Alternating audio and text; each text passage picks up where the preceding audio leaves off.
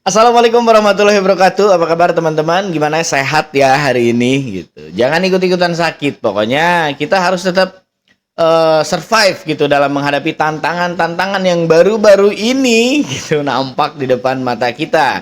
Nah, soal kontroversi jogetnya para anggota dewan ketika selesai rapat nih, yang mana perilaku itu memicu banyak sekali komentar dan tanggapan dari netizen di seluruh Indonesia. Banyak lah ya gitu yang kesel kan, kenapa harus joget-joget di tengah penderitaan rakyat, bla bla bla bla bla. Tapi menurut gue juga ya mungkin ya mereka itu hanya ekspresif saja tentang apa yang mereka dengar gitu dalam hasil rapat itu gitu kan. Kemudian gitu, kader Partai Amanat Nasional hari ini melakukan hal yang sama gitu ya. Mungkin menurut Pak Eko ya, masuk Pak Eko. Menurut Pak Eko ya jangan dihiraukan lah mungkin kan. Nah, dan di sini juga captionnya biar jogetnya lebih keren pakai sound ini aja katanya. Sound horek bro, sound horek.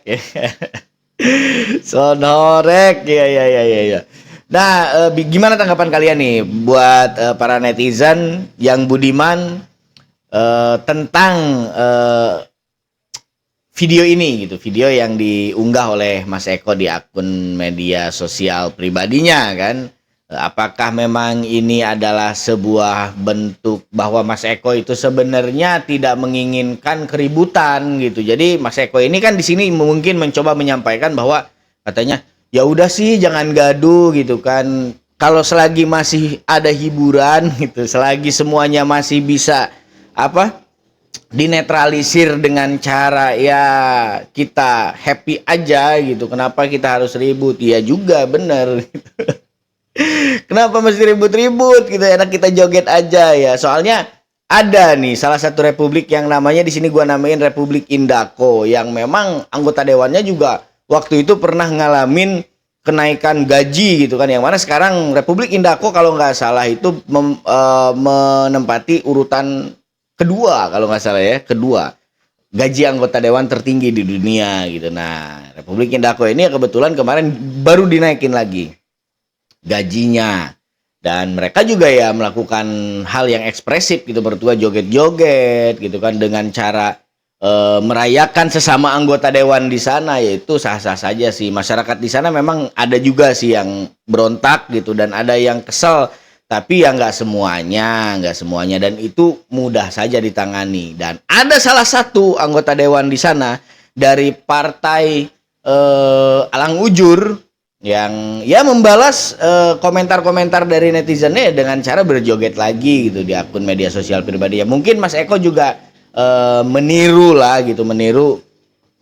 salah satu kader partai di Republik Indako yang memang mengalami hal yang sama pada saat itu ya. Dan ya terima kasih buat Mas Eko karena Mas Eko sudah menunjukkan kepada masyarakat Indonesia bagaimana cara bernegara yang sebenarnya gitu, bagaimana cara seorang wakil rakyat itu bekerja gitu. Terima kasih Mas Eko, tanpa mengurangi rasa hormat, terima kasih. Dan silakan berikan tanggapan teman-teman.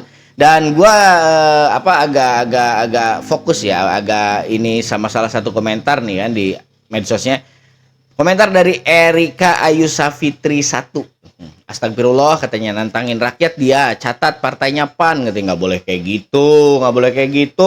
Udah biarin aja gitu. Mas Eko itu sedang ekspresif dan mengeluarkan ekspresinya dengan sukacita gitu. Kita nggak boleh menjegal gitu kegembiraan seseorang gitu hanya karena ya kita merasa bahwa kegembiraan itu tidak pas gitu buat kita. Biarin aja dia joget gitu. Dibandingkan dengan negara-negara ASEAN, kita paling rendah. Laos saja 40%, Thailand 30 sekian, 32% atau berapa. Yang paling terendah paling Vietnam 20%, ya kan? Kita 19%. Ya harusnya bangga dong gitu ya. Kalau misalnya tiba-tiba ada negosiasi, ya itulah negosiasi gitu ya. Misalnya membeli pesawat 50 Boeing, buat saya bagus. Karena apa? Karena kita kan sedang memajukan dirgantara kita, Garuda dalam hal ini. Butuh pesawat-pesawat bagus. Mumpung lagi kerjasama ini, pasti ada deal-deal yang harga-harga baik, bagus, itu terjadi di sana gitu ya kan. Terus, dan yang kedua nih ya, kalau Amerika tuh kan bisnisnya adalah bisnis yang lebih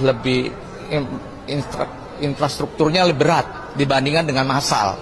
Kalau Cina kan lebih massal gitu ya, itu merugikan UMKM dan sebagainya. Jadi kebutuhan-kebutuhan konsumsi masyarakat bawah itu tidak terjadi di Amerika. Itu lebih terjadi banyak adalah di negara Cina. Itu tidak. Kalau buat saya justru adalah serangan yang paling bahaya itu adalah produk-produk dari Cina. Itu yang harus kita filter. Dan kalau dari Amerika tuh produknya energi yang nggak menyangkut ke bawah gitu loh ya kan. Energi, infrastruktur,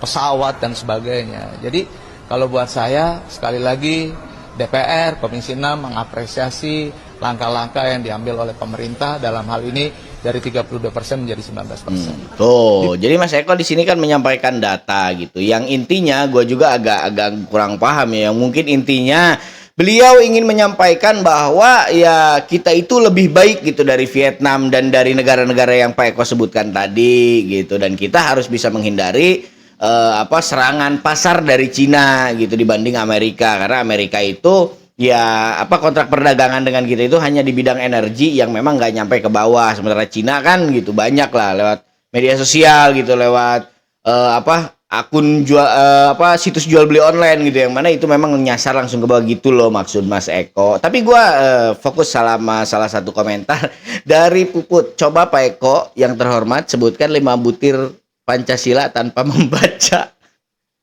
Lu seolah-olah banget sih Kak Puput gitu. Nih gua kasih tahu ya. Mas Eko ini adalah anggota DPR Komisi 6 Republik Indonesia. Nggak mungkin lah Mas Eko sampai nggak hafal butiran Pancasila.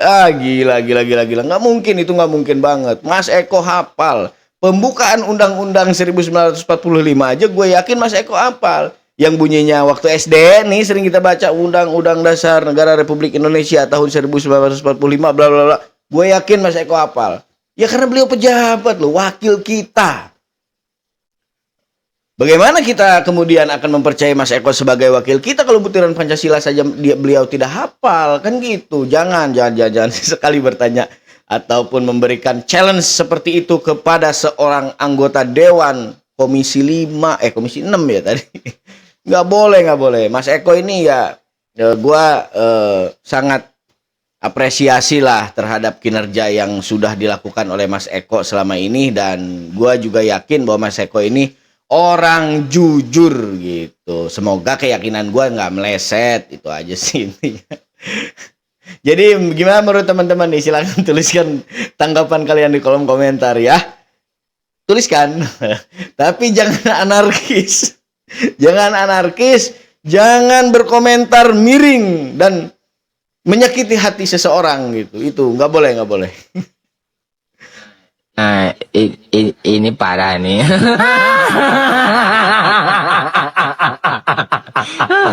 Tenang.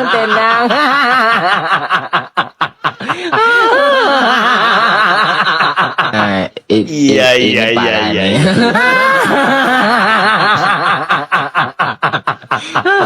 Tenang.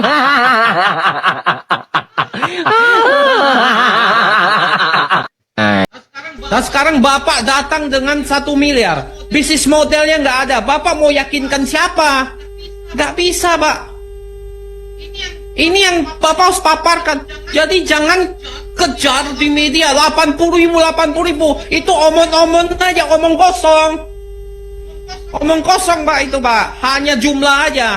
Bapak tahu pengertian model bisnis itu seperti apa? Bukan yang Bapak paparkan, Pak. Coba Bapak baca teori-teori buku tentang bisnis model, Pak. Bukan isinya cuma jenis gerai-gerai, bukan begitu, Pak. Kemudian kalau Bapak masuk ke wilayah yang bisnis yang nggak ada diferensiasinya, homogen, di situ yang terjadi red ocean, Pak, bukan blue ocean. Nanti perang harga, Pak. Apalagi Bapak ngomong di berita bahwa Ini bisnis model nih, modelnya bisa minimal untung 1 miliar. Dengan apa? Monopoli. Bisnis apa yang sekarang 1 miliar dari 3 miliar dan 5 miliar, Pak? Jangan nanti gagal, yang gagal Bapak yang kena loh, Pak. Menteri Koperasi Budi Ari yang sangat terkenal fenomenal ini sekarang. Nah sekarang Bapak datang dengan 1 miliar. Bisnis model. Gila. Jadi Bapak ini kayaknya udah hatam banget ya soal dunia bisnis ya, dan semoga ini jadi pertanda baik ya gitu buat kita, agar supaya pemerintah kita juga tetap punya kontrol ya, khususnya menteri-menteri gitu. Ya memang perlu ada yang ngingetin, perlu banget gitu, supaya ya manuver menteri juga nggak kebablasan yang pada akhirnya dapat merugikan negara kita sendiri kan gitu. Jadi ada banyaklah hal yang bisa dipertimbangkan gitu oleh menteri-menteri ya. Salah satunya masukan-masukan dari para anggota dewan gitu, dari ya mungkin dari masyarakat juga, kalau memang menterinya bisa open minded, open minded. Kalau menterinya bisa open minded, bisa membuka dirinya gitu untuk menerima masukan, ya bisa saja mungkin kan, bisa saja masyarakat ya memberikan masukan gitu yang cukup efektif gitu kalau dijalankan oleh pemerintahan gitu. Jadi ya gimana tanggapan kalian teman-teman soal video ini? Pak Prabowo itu melakukan teori seperti yang diteorikan orang tentang Joko Tingkir. Apa itu, Pak? Tahu Joko Tingkir? Jadi orang di pasar tenang, lalu dipasang, diambil kerbau, dikasih tanah liat hidungnya, dilepas ke pasar. Ngamuk dia? Ngamuk di pasar. Okay. Nggak ada orang bisa nangani. Lalu datanglah Joko Tingkir. Dia sudah tahu kan? Diambil tanah liatnya di sana. Takluk. Dia yang menyelesaikan masalah. Dia yang menyelesaikan masalah. Oke, paham. Gitu. Ya. Nah, itu bisa. Ada teori begitu Ada ya? teori begitu karena banyak contohnya. Misalnya Bahwa Pak Prabowo sedang menjalankan tokoh Joko Tingkir. tokoh Joko Tingkir. Dan itu enggak apa-apa, bagus. Agar orang tahu bahwa ini loh masalahnya. Masalahnya ada di kerbau. Di kerbau ada tanah liat di hidung ini misalnya. BPN naik 12%. Orang ribut. Batal ya? Wah, Pak Prabowo batalkan. Di akhir tahun, Pak, menjelang pergantian tahun kan? itu detik. Iya yang kan? membuat repot banyak orang karena awalnya sudah menduga orang akan diam, naik. sudah diambil di tanah liatnya gitu. Tapi cuma kita tidak tahu apa kerbau yang ngamuk itu dia yang masang tanah liat atau kerbau memang sudah ada tanah liatnya karena Lalu lain, diselesaikan. gitu. Yang penting itu politik Joko Tingkir lah ya. Batal 12%. Batal Diselesaikan oleh Pak Prabowo. Lalu ribut-ribut gas 3 kilogram yang orang antri. Itu kan. menterinya udah pusing gitu kan. Ada yang mati. Mati pusing. Udah dibatalkan oleh Pak Prabowo. Lalu menterinya kan yang menjadi kerbau yang menjadi kerbau yang apanya itu tanah liatnya itu. Iya. Apa lempung? Menteri SDM yang Lempung jadi, ya kalau iya. tanah liat itu. Yang jadi kritikan banyak. Harvey Mois juga. Betapa orang marah ketika Harvey Mois hanya dihukum berapa tuh? 6 tahun ya? Iya. 6 tahun dengan Jadi korupsi 296 triliun. Tapi berjamaah itu berombongan. Hanya dihukum 6 tahun dengan denda sekian. Rakyat marah. Pak Prabowo turun tangan, hukum mati. Ya, di depan Jaksa Yang dia Agung mengatakan di depan Jaksa hukum Agung. mati atau 50 tahun. Nah, Jaksa Agung langsung naik dan pengadilan juga nggak berani. Presiden udah bilang gitu. Jatuh 20 tahun. 20 tahun itu sudah hukuman maksimal. Sudah dikasih maksimal. Itu sama kan dengan kerbau diambil dan lihatnya semua jadi tenang masyarakat. Sengketa 4 pulau. Aceh. Ya, Iya kan? Aceh Sumatera Utara. Sumatera Utara kan rame itu. Oh iya, Pak. Wah, sudah menyangkut. Jadi biar teman-teman gak gagal paham ya soal politik Jaka Tingkir yang Prof Mahfud sebutkan gitu. Gue minta teman-teman fokus gitu. Apa sih sebenarnya esensi dari politik Joko Tingkir itu tadi gitu? Permainan seperti apa yang sedang dilakukan oleh Pak Prabowo gitu kan? Cara kepemimpinan seperti apa yang sekarang Pak Prabowo sedang terapkan di pemerintahannya gitu. Jadi biar kalian gak gagal paham gitu. Gua minta kalian semua fokus gitu untuk dengerin apa yang dikatakan oleh Prof Mahfud. Integrasi bangsa dan juga menyangkut sentimen politik kedaerahan. Iya kan? Pada waktu itu. Pak Prabowo Udah mulai turun panas, tangan. Pak, waktu itu? Iya, Pak Prabowo turun tangan. Udah. Rapat loh, Pak, jarak jauh itu dari luar negeri. Dari Amerika kalau Iya. nggak salah kan dia Iya. perintahkan. Keluar lagi beliau jadi pahlawan Iya, ya. yang terakhir apa? Rekening. Pemblokiran rekening itu. Coba orang ribut. Loh. PPATK tuh tidak punya wewenang sama sekali untuk memblokir rekening orang kalau tanpa dugaan Pidana. pidana. Ini langsung pokoknya yang 3 tahun tidak aktif, 3 bulan sampai 12 bulan tidak aktif, semua diblokir sampai lebih dari 100 juta rekening kan. Atau 31 juta yang teridentifikasi. Itu apa dasarnya? Kalau dikatakan, oh itu ada dugaan pidana loh. Memblokir tuh maksimal 5 hari. Apa bisa 100 juta rekening diselesaikan 5 hari? Untuk dinyatakan nih Aktif kembali. aktif tidak atau tidak. Kan harusnya dipilih dong. Dipilih mana yang yang dicurigai, mana yang tidak gitu. Dipilih lalu diperiksa 5 hari, kurang nih masih harus periksa lagi, perpanjang 15 hari. Itu caranya, bukan langsung setiap rekening yang ngendap gitu. Termasuk rekeningnya Mas Rizal karena berhenti menjadi staf sus kan, Persis, nggak Pak. buka. Ya, sejak berhenti menjadi status Iya, uangnya sudah hampir nggak ada kan. Karena sudah berhenti tapi diblokir. Mungkin orang banyak bilang, ini juga nggak, duitnya sedikit ya, sudahlah tutup aja kali begitu. Sisanya nggak ada. Punyanya Ustadz Dasaat. Dasar Latif, itu viral Pak. Iya, punyanya Mau beli Majelis semen, Ulama. bangun masjid, tapi nggak bisa karena diblokir. Iya, punyanya itu lagi ke Majelis Fatwa, Majelis Ulama itu. Iya, Holil Nafis. Usulannya Khalil Nafis, teman saya juga. Itu kan ngawur. Tapi Pak Prabowo turun tangan. Buka semua rekening gitu. Kerbonya lemes. Itu jadi praktik Prabowo, satu membuat papan catur, yang kedua membuat politik Joko Tingkir. Artinya Pak, Berdasar analisis ya, Iya. mungkin Pak Prabowo tidak berniat itu, tapi itu yang kita simpulkan. Ilmu pengetahuan itu kan abstraksi dari fenomena. Nah, fenomena ini, oh ini buat papan catur, oh ini Joko Tingkir, kan gitu aja. Tapi semuanya bagus, karena tidak bisa selesai seketika. Tapi misalnya politik Joko Tingkir, Iya. lepas dulu kerbau yang dikasih tanah liat itu, biar orang tahu ini bahaya. Ada kerbau kayak gini bahaya, banyak loh kerbau kayak gini, kan gitu kan.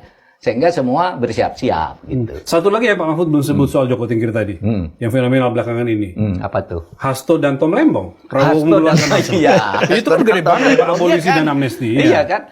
Wah, seketika orang ribut masalah kontroversinya ramai di masyarakat. Iya.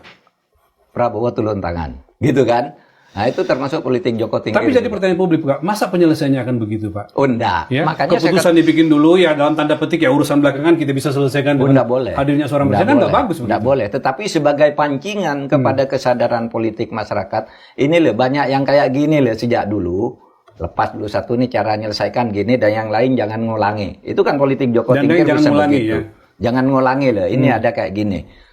Itu pun kalau benar Pak Prabowo yang membuat kerbau itu, misalnya. Ini kan teori politik, abstraksi dari setiap fenomena itu menjadi biasanya menjadi kesimpulan atau menjadi sebuah istilah di dalam ilmu itu kan begitu. Caranya kan fenomena lalu ditumpuk lalu jadi sebuah variabel biasanya. Nah, itu biasanya dan variabel itulah yang kemudian melahirkan proposisi dan kesimpulan kan gitu. Kerja-kerja ilmu pengetahuan kan gitu. Iya.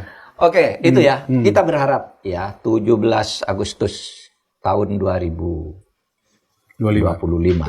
Itu 80 tahun sudah Indonesia merdeka. Kurang 20 tahun untuk menuju Indonesia Emas, dan insya Allah Indonesia Emas itu bisa diraih kalau kita kompak bersama-sama mengelola negara. Pak Prabowo itu melakukan teori seperti yang diteorikan orang tentang Joko Tingkir. Apa itu Pak? Tahu Joko Tingkir? Jadi orang di pasar tenang, lalu dipasang, diambil kerbau, dikasih tanah. Nah, jadi kalau menurut gua ya, pemaparan dari Prof Mahfud ini sangat multitafsir gitu. Jadi tergantung perspektif kita melihatnya dari mana gitu. Jadi akan ada dua frame gitu yang akan dibuat oleh netizen kepada Pak Prabowo gitu, menyikapi soal pemaparan dari Prof Mahfud ini gitu.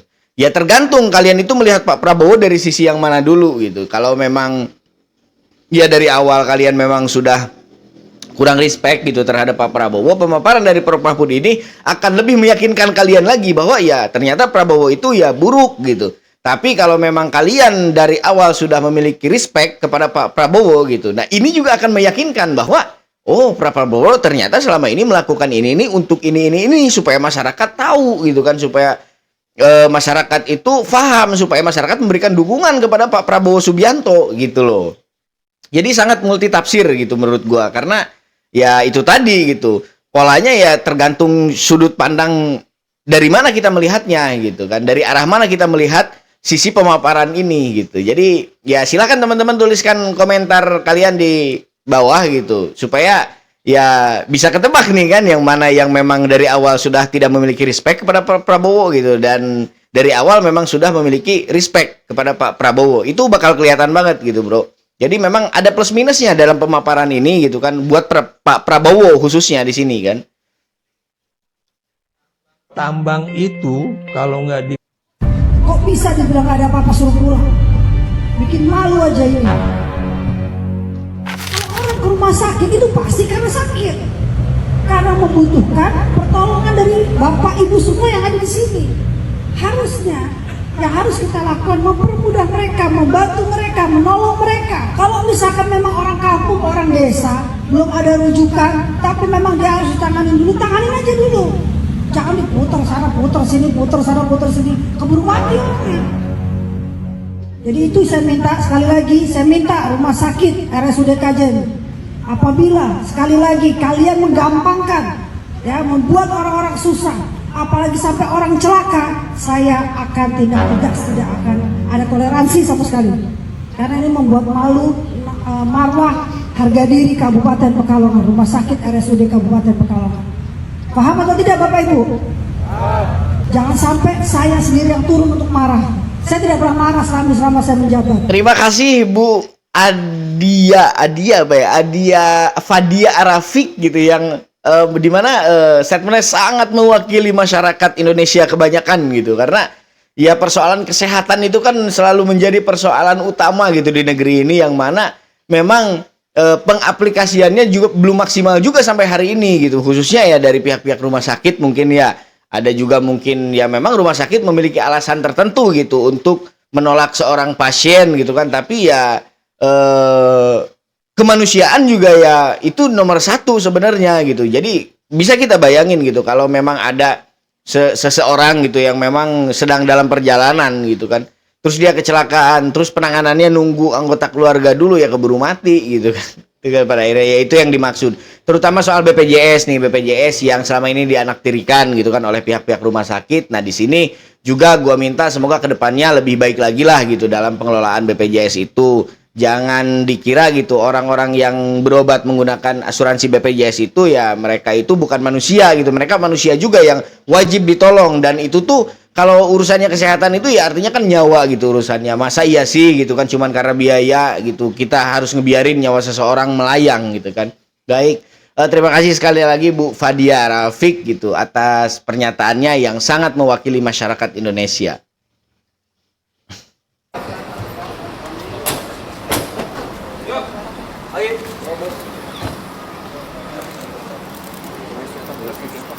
Ada Pak Bahlil di sini. Ya, gue seneng banget ya kalau melihat beliau itu. Nggak tahu kenapa kalau di sosmed gitu sesekali wajah beliau itu ngelewat, adem banget gitu rasanya. Hati kenapa ya gitu. Apa karena memang Pak Bahlil ini memancarkan aura positif gitu, sehingga ya gue pribadi terus terang gitu ngelihatnya kok adem banget, kok gue kayak nemu kenyamanan gitu ketika ngelihat wajah beliau gitu. Apa ya memang inilah mungkin ya ainer seorang pemimpin gitu, karisma seorang pemimpin gitu, seorang menteri gitu kan, yang membuat gitu masyarakat itu bisa sejuk walaupun hanya melihat gambarnya saja gitu di sosial media. Dan ya terima kasihlah Pak Bahlil gitu atas dedikasinya selama ini untuk Indonesia, dan semoga Pak Bahlil diberikan kesehatan dan juga apa ya. Ya, silakan tuliskan pendapat kalian di kolom komentar tentang the Lord kita, Pak Bahlil Lahadalia. Semoga ya kita doakan beliau terus dilimpahkan kesehatan oleh Allah Subhanahu wa taala untuk menyaksikan Indonesia ke depannya akan seperti apa. Ini hati-hati nih, saya bilang kepada para menteri nih, Anda aman sekarang, tunggu nanti. Alam akan mengatur bahwa Anda akan nerima akibat itu. Saya buka Emir Sasatar. Waktu zaman Pak SBY kan gagah sekali kan dia. Garuda dia kuasai. Setiap Pak SBY mau pergi pakai Garuda, dia selalu ada lebih dulu di tempat di mana Pak SBY datang. Begitu Pak SBY berhenti, nggak ada cantolan. Masuk penjara dia. Masuk penjara. Karen Agustiwan ya yang di Rut Pertamina. Wah, dulu aman dia. Dibawa ke kejaksaan, bebas. Ya, bebas. Tapi sudah lama diungkap lagi kasusnya karena kasus korupsi itu kan ada daluarsanya 18 tahun. Loh, karena Agustiwan sudah nyaman-nyaman jadi dosen di luar negeri, dipanggil lagi, dihukum sekarang. Meskipun udah pensiun lama. Jadi oleh sebab itu, saudara, jangan menggantungkan pada satu rezim untuk menyelamatkan diri dengan cara kotor. Akan ada saatnya Anda terpojok. Pun rezim yang kong kali kong itu akan ada saatnya Anda saling benturan sendiri di antara Anda. Oleh sebab itu baik-baiklah mengurus negara ini. Saya garis bawahi, baik-baiklah bernegara. Apa yang disampaikan Pak Mahfud merupakan fakta dari kekuasaan demi kekuasaan yang berubah. Rezim dan kekuasaan berganti, nasib pun seketika berubah. Semua akan dimintai pertanggungjawabannya. Tapi satu hal, itu baru di dunia. Gila. Jadi satu sih yang gua kagumi dari Pak Mahfud ini, beliau itu selalu ceplas-ceplos loh. Selalu berkata seolah-olah ya beliau itu bukan orang yang pernah terlibat gitu dalam kekuasaan. Itu. Jadi itulah salutnya gua sama Pak Mahfud MD. Beliau selalu berkata jujur tentang apa yang terjadi, baik buruknya di dalam pemerintahan gitu. Terlepas beliau juga pernah menjadi bagian dari kekuasaan itu sendiri gitu. Itu urusan kedua, itu mari kita diskusikan lagi. Tapi dengan ada sosok pemimpin nasional, tokoh nasional seperti Pak Mahfud yang berani membongkar gitu, berani berkata dengan jujur, dengan polosnya soal kong kali kong, soal konspirasi, soal backing-membackingi yang terjadi selama ini di kalangan pemerintahan di Republik Indonesia, itu gue udah respect banget gitu. Udah angkat topi gue buat Pak Mahfud. Nah, dan perkara kenapa katanya Pak Mahfud waktu berada di lingkaran kekuasaan nggak ngelakuin apa-apa, itu nggak mudah bro, nggak mudah gitu. Karena apa? Karena kalau Pak Mahfud mengambil kebijakan ataupun langkah yang salah gitu pada saat itu, terlalu mencolok pertentangannya dengan orang-orang yang lain yang ada di sana di lingkaran kekuasaan pada saat itu, maka bukan hanya karir Pak Mahfud, nyawa pun bisa hilang. Itu loh. Jadi ternyata kan kita sekarang jadi tahu membackingi di tingkat tinggi gitu kan, di pemerintahan tingkat tinggi itu masih ada sampai hari ini bahkan. Gitu. Jadi itu kan pengingat juga ya buat kita, siapa tahu kan besok lusa ya teman-teman ada celetup yang jadi menteri ataupun jadi wapres atau jadi anggota dewan kah mungkin gitu kan. Ya itu peringatan buat kita bahwa ya serapat-rapatnya kita menutupi bangkai, maka akan tertium juga suatu saat kayak gitu. Seperti kata Bang Aiman tadi, itu baru di dunia. Gitu. Jadi ke rezim dan pemerintahan berganti ya nasib pun seketika berubah gitu kan. Tapi ya itu baru di dunia gitu. Belum tuntutan kita di akhirat yang di sana itu adil, nggak bisa kong kali kong lagi gitu. Kalau sekarang bisa kong kali kong, bisa membackingi, bisa membuat konspirasi besar di kalangan penguasa, di sana nanti nggak bisa lagi. Dan kemana? Carilah 280 juta masyarakat Indonesia yang sekarang hidup untuk kalian meminta maaf. Lu bisa bayangin berapa puluh tahun ataupun berapa ratus tahun kalian harus menghadap ke satu-satu masyarakat Indonesia yang sekarang ini lagi hidup. Itu dosa kalian gitu. Itu aja sih mungkin. Kepada Kapolri yang tidak saya hormati, dan mungkin masih banyak lagi orang-orang yang sama dengan saya tidak menghormati Anda. Saya kehabisan kata-kata karena hari ini tanggal 17 Januari 2025 ini saya saksikan sendiri betapa biadabnya anggota Anda di wilayah Kalimantan Timur menggusur lahan kebun yang bibitnya itu dari dinas perkebunan dibantu pemerintah, namun diakui oleh PT BDA. Gila, ini keras loh. Pernyataan Pak SBY ini keras banget loh. Ini gua nggak tahu ya ini beneran suara Pak SBY atau bukan ataupun gimana gitu. Dan Kapolri yang dimaksud oleh Pak SBY itu entah Kapolri yang mana, zaman Kapolri yang sekarang kah Pak Listio Sigit Prabowo ataupun Kapolri yang di periode sebelumnya gitu. Gue juga nggak tahu. Tapi ini pernyataan serius banget, bro. Yang dikawal oleh anggota Brimob. Jadi Anda sebenarnya cukup mudah dengan membabat atau mengambil tindakan tegas memecat para aparat yang bejat tadi. Sebenarnya mudah. Saya lihat sendiri betapa masyarakat itu hidupnya sudah nggak berat, lahan-lahannya dibabat, bekas lahan transmigrasi, ekstra migrasi saya sampaikan. Saya sudah koordinasi dengan Departemen Transmigrasi itu tanah negara, rakyat berhak. Dan ada yang punya SKT, namun tetap disikap juga. Kehabisan kata-kata saya Kapolri. Gila, itu pernyataan yang berat banget sih menurut gua. Jadi serius banget loh di sini Pak SBY. Dan gila, seorang jenderal gitu kan. Pak SBY ini kan jenderal gitu, mantan presiden gitu, 2 periode di Indonesia, berkata seperti itu gitu. Entah siapa yang ditujunya. Jadi memang di sini dikatakan Kapolri ya, cuman gua juga kurang tahu Kapolri yang mana nih gitu kan. Coba teman-teman kalau ada yang tahu gitu tuliskan di kolom komentar gitu tentang siapa sebetulnya orang yang dituju oleh Pak SBY ini gitu. Kapolri yang manakah gitu. Gue penasaran. Ya, pertama-tama coba dengerin ulang sambil dicatat. Apa benar Bu Sri Mulyani merasa ini beban negara? Nggak ada. Ini menunjukkan segitu mudahnya kita tergiring judul media alias clickbait. Bagi yang pernah memimpin perusahaan atau kepala keluarga pasti paham tantangan Bu Sri Mulyani. Saya melihatnya saat ini kementerian itu lagi berebut anggaran. Dari yang tadinya 34 kementerian kini menjadi 48. Dan semua minta ke beliau. Sedangkan kalau pajak dinaikkan kita marah. Negara utang kita nyinyir. Kemarin saya diwawancara media. Apa perlu penambahan anggaran pendidikan? Nah, ini tergantung visi misi presiden.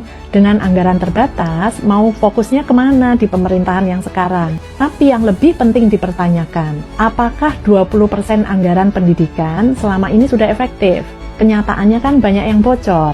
Nah, siapa yang harus menangani kebocoran di lapangan? Kan bukan Bu Sri Mulyani.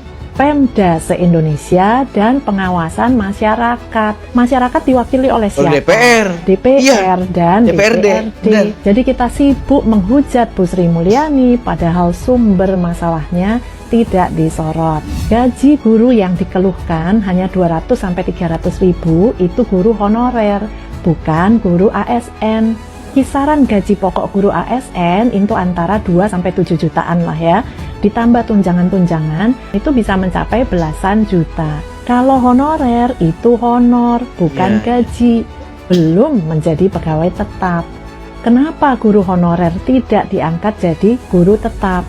Karena Pemdanya ogah mengajukan formasi.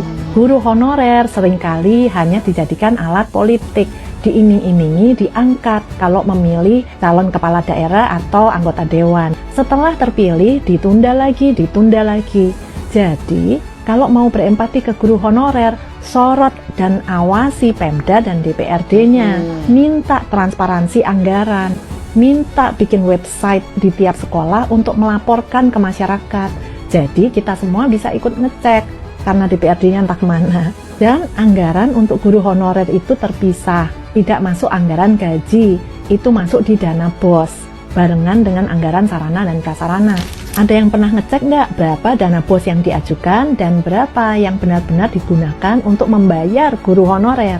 Berapa yang digunakan untuk renovasi toilet, ngecat tembok kelas, atap yang bocornya tahunan, meja kursi bobrok yang nggak nambah baik, meski tiap tahun anggarannya ada. Jadi berapapun mau dinaikkan anggarannya tidak akan menyejahterakan guru honorer. Benar. Kita justru harus kritis terhadap mereka yang suka teriak-teriak minta tambahan anggaran tapi tidak pernah memperjuangkan integritas. Tidak pernah kelihatan perjuangan menutup kebocoran. Jangan-jangan lagi minta proyek, dan kita-kita yang tidak kritis dijadikan pion untuk ikut teriak-teriak minta anggaran untuk kepentingan mereka sendiri. Nah itu jadi sebenarnya ya makasih Bu Ina Lim ya, yang memang menurut gue ini edukasi yang berharga banget lah gitu buat teman-teman juga. Awas gitu, nonton video ini jangan sampai gagal paham, karena gue lihat di komentarnya ada banyak sekali orang yang menyerang Bu Ina Lim gitu, yang ngatain cuman omon-omon lah katanya, yang sama aja sama Bu Sri Mulyani katanya. Ada juga yang bicara harusnya Bu Sri Mulyani yang klarifikasi. Ini gue tegasin ya, ini bukan klarifikasi, tapi Bu Ina Lim ini mencoba memberikan edukasi terhadap kita tentang bagaimana sebetulnya perjalanan anggaran di Kementerian Pendidikan gitu. Jadi bukan salah Bu Sri Mulyani sebenarnya. Oke, memang ada statement Bu Sri Mulyani kemarin yang mengatakan bahwa katanya harus ada partisipasi juga dari masyarakat untuk menggaji biaya guru gitu kan. Nah, itu mungkin agak-agak gua yang agak kurang setuju. Tapi kan terakhir terbukti bahwa omongan yang Bu Sri Mulyani mengatakan bahwa guru adalah beban negara itu ternyata cuma AI loh gitu. Makanya hati-hati teman-teman gitu. Jangan mudah tergiring. Karena apa? Karena kalau kita tergiring dan terbawa emosi, akhirnya kita nggak menyentuh titik permasalahannya. Jadi mari kita kritis tapi kita juga menggali data dulu gitu. Dan yang disampaikan Bu Ina Lim ini katanya bahwa sebetulnya anggaran dari kementerian itu turun ke bawah, ke Pemda gitu kan, ke pemerintahan daerah, dan Pemda juga ya dengan kedinasan-kedinasannya di bawah gitu selalu mengajukan pertambahan anggaran ke atas. Padahal kata Bu Ina Lim ini anggarannya bocor gitu. Ya kalian maksud lah gitu kan yang dibilang bocor dengan Bu Ina Lim ini tadi gitu kan. Bocor yang seperti apa? Ibarat gua ngasih lu istilahnya kopi segelas kan. Nah, selama kopi itu perjalananmu nyampe ke tenggorokan lu, itu kan gue titipin ke orang, bocor ke elunya nyampe cuman 1/4 gelas. Nah itulah mungkin gambaran yang sedikit mau disampaikan oleh Bu Ina Lim ini, bahwa kita juga nggak bisa secara frontal nyerang Bu Sri Mulyani juga. Karena apa? Karena ada DPR sebenarnya di sana yang bertanggung jawab gitu untuk mengawasi anggaran itu nyampe nggak ke akar rumputnya. Nah kan di situ kan letak permasalahannya sebenarnya. Jadi kita juga memang harus telisik itu dari bawah gitu. Kalau Bu Sri Mulyani kan memang dia tokoh nasional yang pasti muncul di sosial media, di televisi nasional kan, yang mana ya masyarakat selama ini nggak mau cari tahu di bawah dulu gitu, langsung ke atas gitu ya. Memang ada teman-teman kita kayak LSM gitu kan, mungkin ya tahulah gitu hal-hal yang seperti itu gitu. Dan terima kasih lah kepada kontribusinya untuk semua pihak yang selama ini selalu memperjuangkan hak-hak masyarakat gitu. Tapi gua minta tolong banget gitu, tolong perjuangin dulu hak masyarakat gitu. Kalau memang kalian merasa punya otoritas buat itu, punya kekuatan gitu, punya kewenangan buat itu, jangan dulu mencari keuntungan pribadi. Karena yang sampai hari ini masih memenjarakan Indonesia menjadi negara miskin itu kan soal keuntungan pribadi. Orang terlalu serakah dan terlalu bernafsu untuk memperkaya diri. Pada akhirnya gitu kan, semuanya nggak ada yang kaya gitu. Semuanya nggak ada yang kaya. Baik kalian pun, para koruptor yang merasa banyak uangnya, banyak hartanya, sebenarnya kalian itu miskin hatinya gitu, miskin wawasannya, miskin mindsetnya. Itu sebenarnya. Jadi mari kita selesaikan dulu gitu. Mari kita turunkan ego, turunkan nafsu, agar supaya ya apapun yang kita lakukan dan kita kerjakan itu ya berdasarkan apa yang menjadi kepentingan banyak orang gitu. Terutama ya orang-orang yang bekerja di bidang pemerintahan itu, penyelenggara negara. Itu apalagi wakil-wakil rakyat gitu yang seharusnya mewakili rakyat, dan saat ini ya you know lah gitu. Gimana? Hari Jakarta seminggu itu saya sangat heran sekali itu melihat wakil rakyat itu kok tidak mempertimbangkan beban rakyat. Itu beban rakyat yang menjadi ukurannya itu adalah pajak setiap tahun naik, itu berarti itu beban rakyat. Emangnya uang dari mana itu wakil rakyat dari mana itu? Ya nggak tahu. Pakai otak dong jadi wakil rakyat. Baik Pak, terima kasih. Oke, kita sapa dulu telepon dengan langsung ditutup sama hostnya. Halo, dengan mana? Dengan Bapak siapa dari mana Pak? Ada Irianto Cengkareng. Oh ini udah ganti lagi penelpon deh. Itu ya Pak, saya mau tanya itu wakil rakyat atau tikus rakyat? Oh no. Dengan sekian intinya Pak Irianto. Intinya Pak Irianto. Baik. Ya. Ini live loh TV nasional loh. Gila nih orang. Rianto.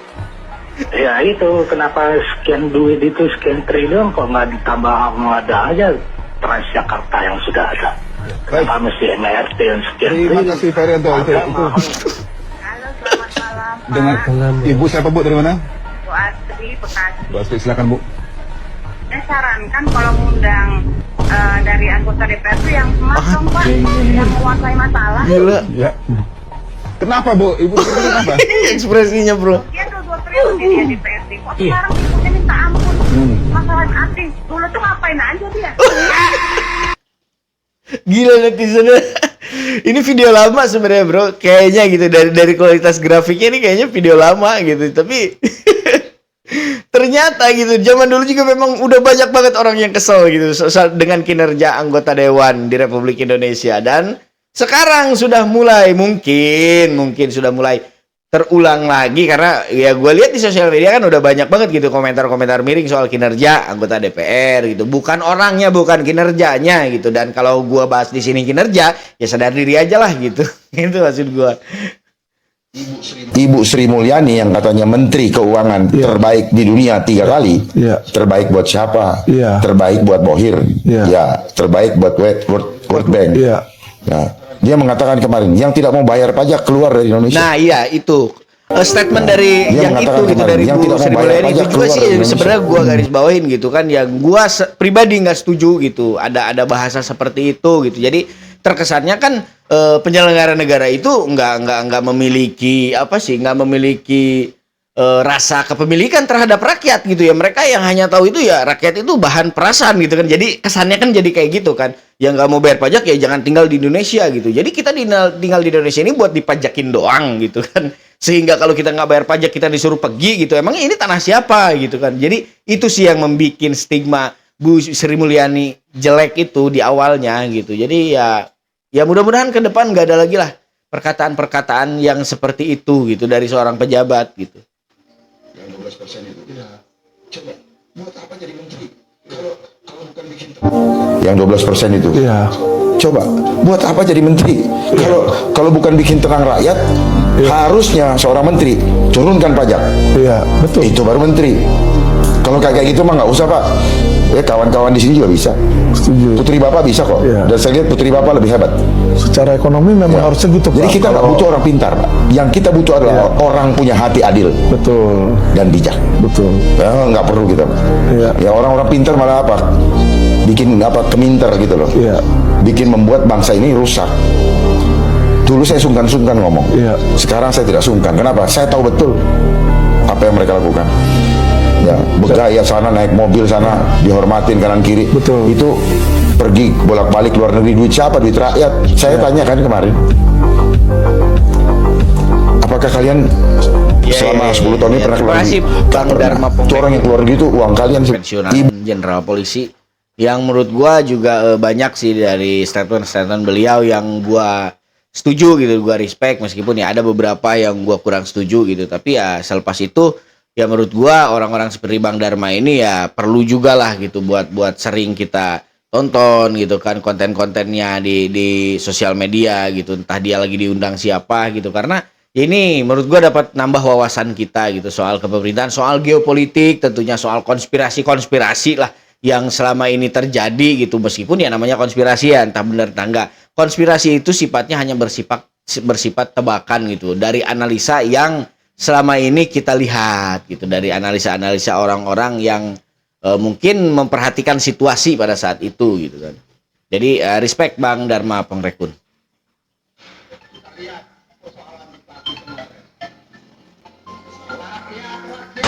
Kita lihat persoalan di Pati kemarin. Rakyat kecil, orang-orang tukang cangkul, petani, nelayan, tukang beda, tukang kuli, tukang panggul. Mereka awalnya takut. Ketika ini udah diteriakan oleh orang-orang kecil, orang-orang tertindas, seperti kita lihat di panggung ini, maka ini juga akan bisa terjadi. Akan terjadi pergolakan perlawanan juga di Banten. Ini juga tidak bisa tutup-tutupi bisa aja terjadi.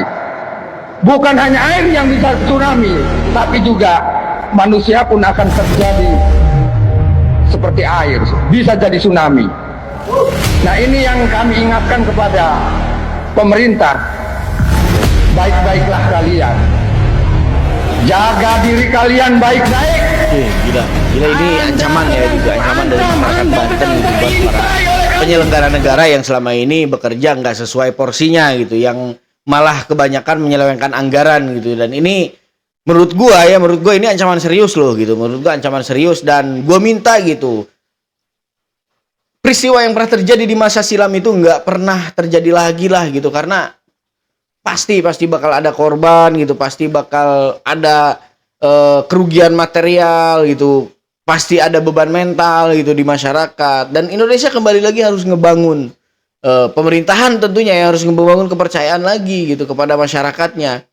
Dan sekarang memang tingkat kepercayaan masyarakat terhadap penyelenggara negara itu udah berada di titik nadir lah bisa dibilang gitu.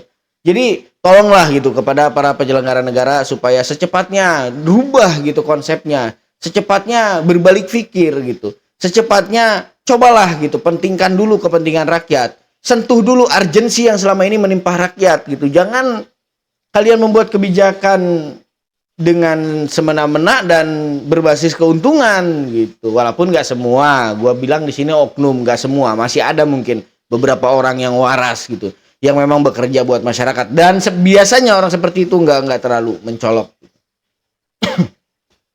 Baik teman-teman, terima kasih sampai hari ini, sampai detik ini kalian masih menyaksikan kanal YouTube King Cepi. Gua nggak bisa ngebalas kebaikan kalian satu persatu, hanya bisa mendoakan semoga kalian semua dalam keadaan sehat walafiat, bahagia selalu menjalani kehidupan gitu, mulus rahayu, berkah, selamat, apa yang kalian tuju dan kalian cita-citakan sesegera mungkin tercapai gitu. Gue juga minta doa yang baik dari kalian tentunya gitu kan. Dan gue mohon maaf kalau ada kata atau prakata atau penjelasan gue yang kurang enak didengarkan telinga, kurang nyaman dirasakan oleh hati. Itu gue ingetin kembali lagi adalah hanya keterbatasan gue sebagai seorang manusia ataupun insan biasa. Dan gue mohon banget buat maafin ya sama teman-teman. Baik, gue King Cepi Al-Farizi Al-Munawiri Al-Banjari Al-Falimbangi pamit undur diri, sampai jumpa di video-video selanjutnya. Jangan lupa like, comment, and subscribe. Assalamualaikum warahmatullahi wabarakatuh. Sampurasun Baraya Sadayana.